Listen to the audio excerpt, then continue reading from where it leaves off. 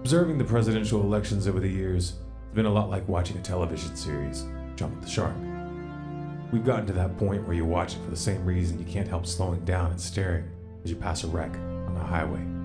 It's the Jerry Springification of politics, a morbid fascination with the decline of Western civilization. I know. Some of you are on the train. Some of you are actually inspired by the smoke being blown up your collective backsides. I'm not here to burst your bubble. Not necessary. Reality will set in on its own time. No matter who gets inaugurated in January, the American public is going to come to their senses in a ditch with a hangover and realize that they have no idea where their pants are. That's an ugly picture. Sometimes you have to hit rock bottom to realize you've got a problem. There has never been a better time for a rude awakening. All around the world, we are witnessing the early stages of a massive social and economic upheaval. Large swaths of the population feel angry, disenfranchised, and disgusted with the trajectory we're on. This undercurrent carried Donald Trump and Bernie Sanders to the national stage. It brought Brexit to a referendum.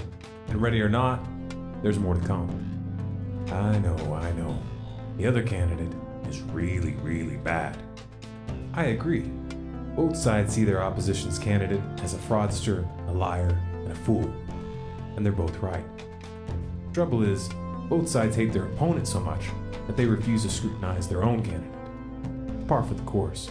Delusion is the lifeblood of politics. But with a lineup like this, one has to wonder if the powers that be are getting senile. Must be having a hard time recruiting competent, likable puppets.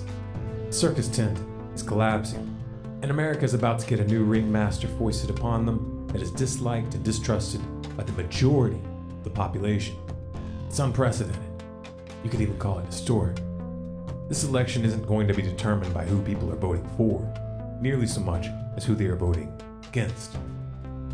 They really screwed the pooch with Bernie Sanders though, didn't they? It was all so well planned and choreographed. The graceful loser, an emphatic endorsement, great music and visuals, all ruined by the DNC email leaks. They got caught red-handed. In doing so, the establishment planted the seeds of rebellion in the hearts and minds of an entire generation. And that generation just happens to be the future. Therein lies a window of opportunity. Discontent is the mother of revolution. Disillusionment, the motor of real change. As America stumbles around in that ditch trying to figure out what went wrong, more and more people are going to realize that it's time to stop pissing their life away at the RNC and DNC liquor stores. The solution is not going to come from the same system that created the problem. It's not just a few bad apples. It's not just democracy that's broken. We're running on a faulty paradigm. We have a debt-based monetary system which requires infinite growth to stay afloat on a finite planet addicted to oil and war. Time to start working outside the box. Reforms aren't going to cut it. Divisive political wedge movements aren't going to help. A full socioeconomic reset is in order and in the works. It is going to be a bumpy ride though, so I hope you have a sense of humor. We're probably gonna need it.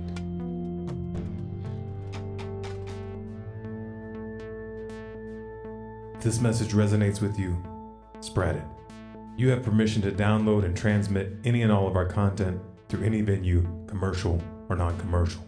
If you want more, follow StormCloudsGathering on YouTube, Facebook, and Twitter. For sources, transcripts, and email updates, visit our website at stormcloudsgathering.com.